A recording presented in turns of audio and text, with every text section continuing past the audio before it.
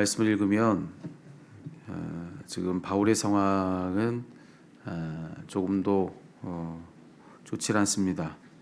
지금 당장이라도 어찌 될 수 있는 아주 위급한 상황 중에 지금 바울이 처해 있다라고 할 수가 있어요. 오죽하면 오늘 여러분 읽었던 10절, 우리 오늘 같이 읽었던 10절에서 이런 말을 해주고 있겠습니까? 거기 뭐라고 되어 있느냐면은 천부장이 뭘 걱정했냐면은 바울이 찢겨질까를 고민했다, 이렇게 되어 있습니다. 그러니까 여러분 지금 상황이 어느 정도로 다급한지 이제 여기 사용된 표현을 보면 우리가 알 수가 있죠. 바울이 찢겨질까, 이제 이것을 지금 염려해야 할 정도였다. 이제 이게 오늘 본문이거든요. 우리 앞선 말씀들을 통해서 이미 보고 있는 바와 같이 지금 바울은 예루살렘에 당도한 이후에 아주 큰 환난, 아주 큰 고초를 지금 당하고 있는 겁니다. 유대교를 따르는 무리들에 의해서 바울은 붙잡히죠. 예. 근데 오늘 딱 우리가 읽은 본문의 말씀인데요. 그들을 붙잡은 이들이 누군지를 이 바울이 보니까 지금 여기 공회가 지금 모여 있는데 그 공회에 모여져 있는 바울의 적대자들, 그들이 지금 누군가 이제 바울이 이제 봤더니만 그들 중에 크게 두 무리의 사람들이 있었다는 겁니다. 그들 모두가 다 유대교 지도자들인 것은 똑같은데 근데 그들은 좀 이제 다른 무리에 속한 사람들이었는데, 하나의 무리는 바리새인들이었고 또 다른 하나의 무리는 사두개인들이었다, 이렇게 되어 있죠. 여러분, 근데 이 두 부류는 똑같이 유대교를 이제 인도하고 있고 이끌고 있다는 점에서는 똑같지만 몇몇 지점에서 좀 큰 차이를 가지고 있었는데, 그중 대표적인 차이가 뭐냐면 바로 죽은 자의 부활이 있느냐 없느냐. 자, 이 부분에 있어서 그들의 생각은 아주 달랐다는 겁니다. 먼저 바리새인들은 죽은 자의 부활을 믿었던 사람들이죠. 근데 사두개파 사람들은 그걸 믿지 않았다는 겁니다. 자, 바울은 이제 그걸 아는 거죠. 그 집단이 늘 이 문제를 가지고 서로 갈등하고 있었다는 것을 바울이 아는 거예요. 그래서 지금 공회에 서서 바울이 뭐라고 이야기했느냐면은 자기는 그 누구보다 바리새인 중에 바리새인이다라고 그렇게 이야기를 하면서 자기가 이렇게 잡힌 것은 무엇 때문이냐? 죽은 자의 부활을 믿었기 때문이다. 이제 그렇게 이야기를 하는 겁니다. 지금 그게 문제가 돼서 내가 이렇게 지금 잡혀 고초를 당하고 있다. 공회에 모여 있는 사람들을 두고서 이제 부로 그렇게 이야기를 한 거죠. 그래서 결국 이 두 무리는 한 뜻을 이루어 바울을 지금 잡고 치려 했던 건데 바로 이 지점에서 둘은 이제 갈등을 겪기 시작합니다. 이 바울의 이야기를 듣고서 바리새파 사람들은 가재는 개편이라고요. 바울의 편을 듭니다. 자기들이 보니까 바울이 아무런 혐의가 없다는 거예요. 큰 잘못을 한 게 없는 것 같다. 만약 저가 지금 말하고 있는 모든 것들이 성령께서 저에게 이제 그런 감동을 주셔서 하신 말씀이라고 하면 어떡할 거냐고, 뭐 이렇게 지금 이야기를 하기 시작하는 거죠. 뭐 당연히 사두개파 사람들은 어떻겠습니까? 말도 안 된다는 거죠. 그리고 여전히 바울을 반대합니다. 그래서 결국 여기 본문에 일어난 일은 뭐냐면 이 두 계파의 사람들이요, 바울 하나를 두고서 아주 무섭게 싸우기 시작한 겁니다. 바로 그래서 천부장이 볼 때 이대로 있다가 이 바리새파와 이 사두개파 사람들의 이 갈등이, 이 대립이 너무 지금 막 심하니까 그 사이에서 바울 한 사람을 두고 막 둘이 막 싸우는 거죠. 그래가지고 이 바울이 그 두 집단에 의해서 찢겨질까, 이제 그래서 그게 참 염려스러웠다, 이제 그런 지금 상황이 된 겁니다. 그 두 사람의 갈등 한가운데서 지금 이 바울이 큰일 나게 생긴 거죠. 당장이라도, 앞에서 얘기했지만 당장이라도 어찌 될 수 있는 아주 위급한 상황이 된 겁니다.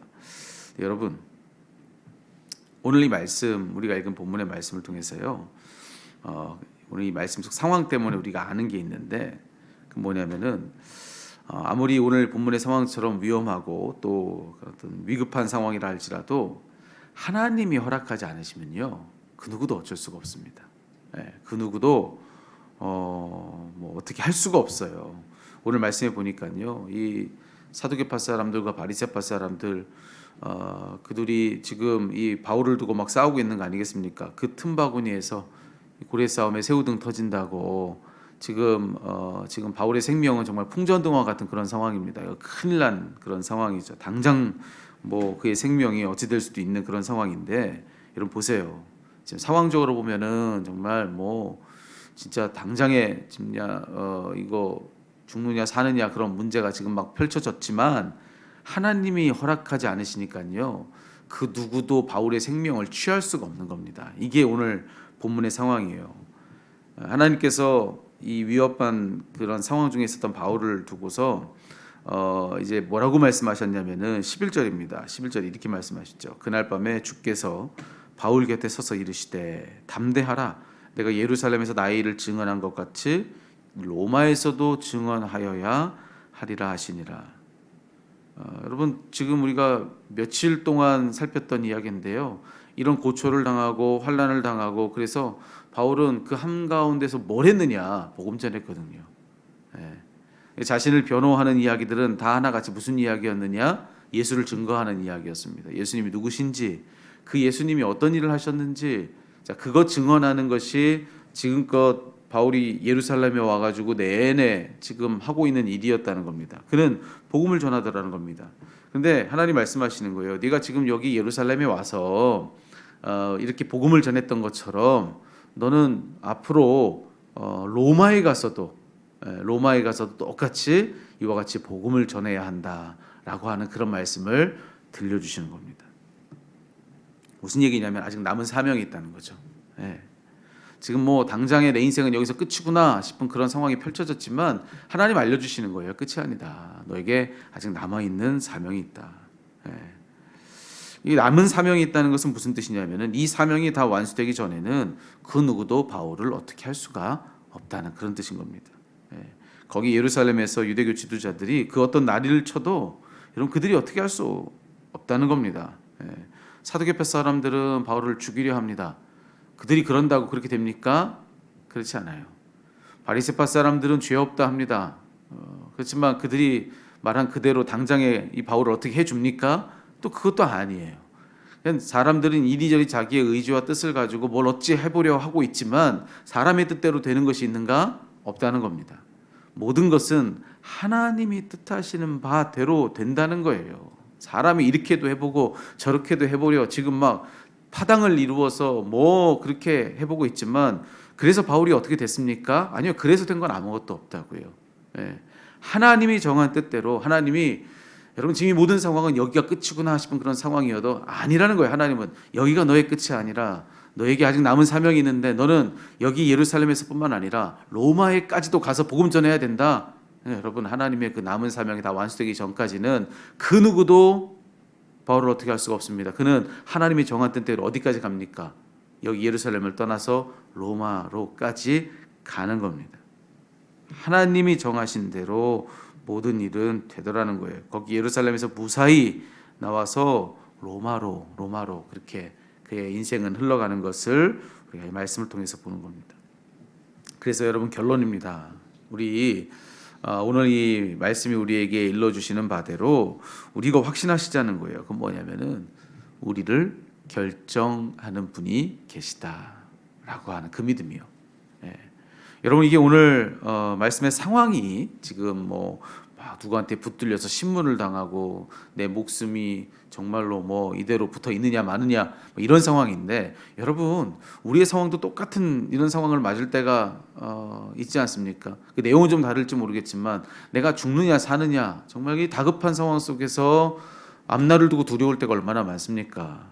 당장에 어떤 일을 날 결정할 것처럼 나를 막 위협하는 그런 일들이 우리에게 얼마나 많냐는 거예요. 근데 우리 여기서 이 말씀 가지고 자신 있게 이렇게 외칠 줄 알아야 된다는 거죠. 그게 나를 결정하지 못한다는 겁니다. 그 일이 나를 결정하지 못하고 저 사람이 나를 결정하지 못한다는 겁니다. 나를 결정하시는 분은 따로 있는데, 내 인생의 주권자, 내 인생의 결정권자, 내 왕이 계시는데 바로 하나님이시라는 거죠. 하나님이 정하신 뜻대로 내 인생은 된다는 겁니다. 살다가 그 어떤 위기를 만나도 우리 믿는 자들의 힘은 바로 여기에 있는데요, 우리 뒤에 바로 하나님이 계시다는 겁니다.